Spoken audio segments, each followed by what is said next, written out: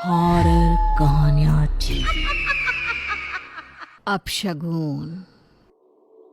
नैना आज सुबह से ही बहुत खुश थी। शादी के बाद उसका पहला वट सावित्री का उपवास था। नैना ने अपनी शादी का जोड़ा निकाला और जल्दी जल्दी 16 श्रृंगार करके तैयार होने लगी। शादी के समय चढ़ाया गया पीला सिंदूर अपनी लंबी सी मांग में सजाने के बाद जैसे ही वो सिंदूरा वापस रखने लगी, वह उसके हाथ से छूटकर जमीन पर गिर गया। पूरे कमरे में हर ओर सिंदूर ही सिंदूर फैल गया था। अपने सुहाग चिन्ह के साथ हुए अपशगुन को देखकर नैना बिल्कुल रुआंसी हो गई थी। और तभी उसका पति अमित वहां आ जाता है। अरे बाबा, ये रोनी सूरत क्यों बना रखी है? हाँ? अरे खुशी का मौका है, चेहरे पर ये चिंता क्यों? अमित, मेरा सिंदूर नीचे गिर गया। तुम जानते हो ये कितना बड़ा अपशगुन है। अरे बाबा, कोई अपशगुन नहीं है। जैसे कल तुम्हारे हाथ से दूध का बर्तन गिर गया था, वैसे ही आज सिंदूर गिर गया। हाँ, कमाल है। पढ़ी लिखी होकर भी तुम ऐसी बातों में यकीन करती हो। अमित की बात सुनकर नैना ने खुद को संभाला और जल्दी जल्दी बाकी की तैयारियां करने के बाद घर के मंदिर में दीपक जलाने लगी। दीपक जलाते हुए गलती से माचिस की तीली उसकी चुनरी में छू गई, जिससे चुनरी में बड़ा सा छेद हो गया। अब तो नैना के सब्र का बांध टूट गया था और वह मंदिर के सामने खड़ी होकर हाथ जोड़कर जोर जोर से रोने लगी।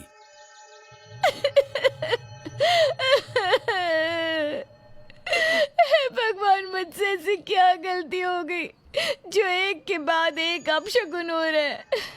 मेरे सुहाग की रक्षा करना माई, मेरी भूल को क्षमा कर देना। भगवान के आगे अपने मन की दुविधा कह देने के बाद उसके मन को बड़ा बल मिल गया था।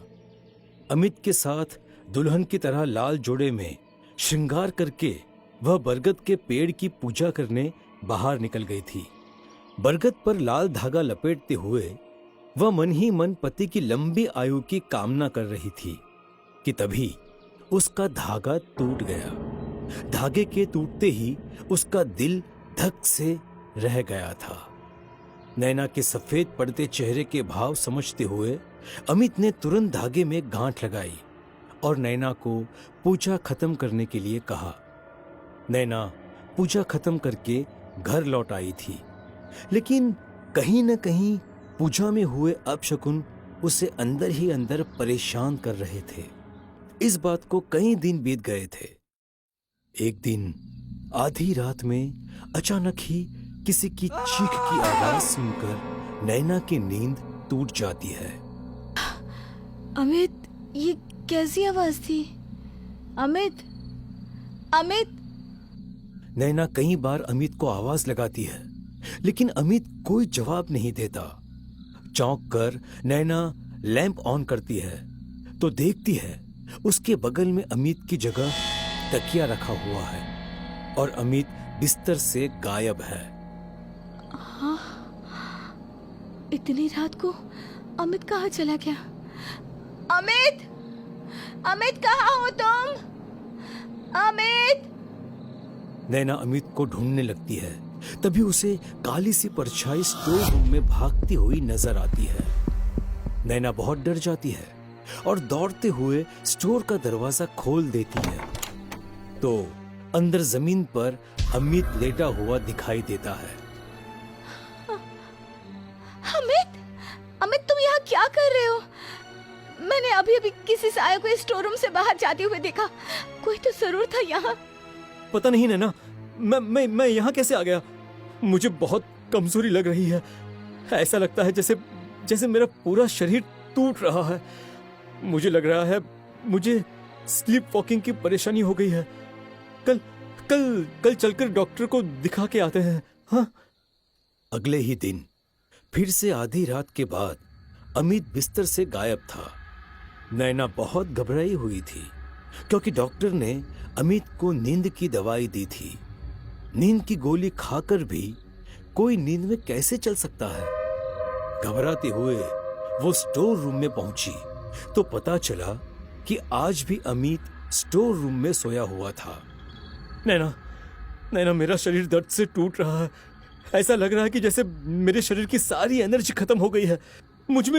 मुझ में बिस्तर से उठने जितनी ताकत भी नहीं बची है। अरे, आपका तो पूरा शरीर नीला पड़ रहा है। हुआ क्या है आपको? नैना सहारा देकर अमित को बिस्तर तक ले जाती है।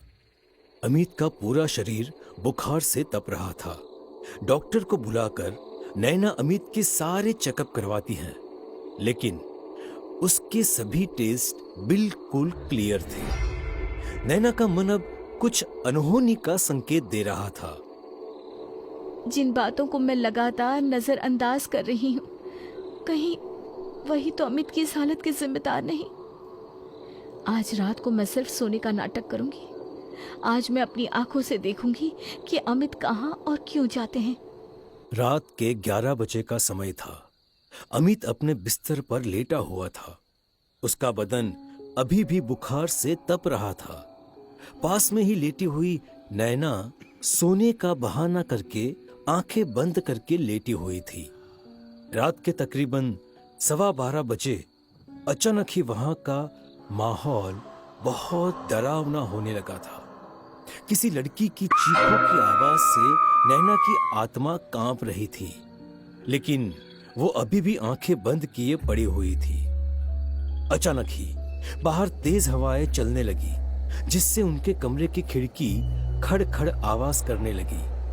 उसे अपने कमरे में किसी की पायल की छम छम आवाज सुनाई देने लगी। 2 पल तक वो पायल की आवाज उसके नजदीक आई और फिर से दूर जाने लगी। नैना ने धीरे से आंख खोलकर देखा, अमित उसके बिस्तर से गायब हो चुका था। नैना भी चुपचाप स्टोर रूम की तरफ जाने लगी। स्टोर रूम का दरवाजा खोलकर देखने पर नैना के पैरों के नीचे से जमीन खिसक गई थी। कोई औरत जिसके लंबे काले बाल खुले हुए हवा में लहरा रहे थे, वो अमित के पैरों के पास बैठी उसके पैर के अंगूठे को अपने मुंह में दबाए बैठी हुई थी। उस औरत का अधिकांश चेहरा बाल से ढका हुआ था। हवा में उड़ते उसके बालों से उसके होठों पर लगा हुआ खून साफ साफ दिखाई दे रहा था।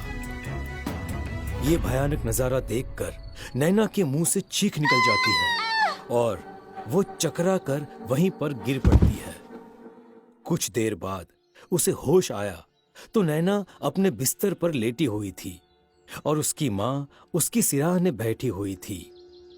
माँ, अमित कहाँ है? वो ठीक तो है ना माँ?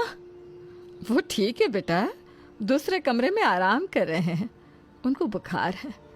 क्या बात है बेटा, तू बेहोश कैसे हो गई थी? तेरी कामवाली ने और पड़ोसन ने जाकर बताया कि तुम दरवाज़ा नहीं खोल रहे हो। पड़ोसन ने मुझे फ़ोन किया तो हम दौड़े चले आए। वो तो शुक्र है कि मेरे पास घर की चाबी थी। माँ, मुझे मंदिर जाना है। अरे बेटा, तेरी तबीयत सही नहीं है, आज रहने दे। नहीं माँ, मैंने संकल्प किया है 21 दिन तक हर रोज माँ अम्बे को सिंदूर चढ़ाऊंगी। मुझे जाना ही होगा माँ। मंदिर पहुंचकर मैं नहीं जानती माता रानी वो क्या है और क्यों मेरे पति के पीछे पड़ी है। मैं बस इतना जानती हूँ कि आपको मेरे सिंदूर की रक्षा करनी होगी माता रानी। माता रानी को सिंदूर अर्पण करने के बाद वह माँ के चरणों में सर रखकर जोर जोर से रो रही थी और तभी उसे अपने सर पर एक हाथ महसूस होता है। बेटा रो मत, ये ले माँ अम्बे का प्रसाद, उनके चरणों में चढ़ा हुआ सिंदूर।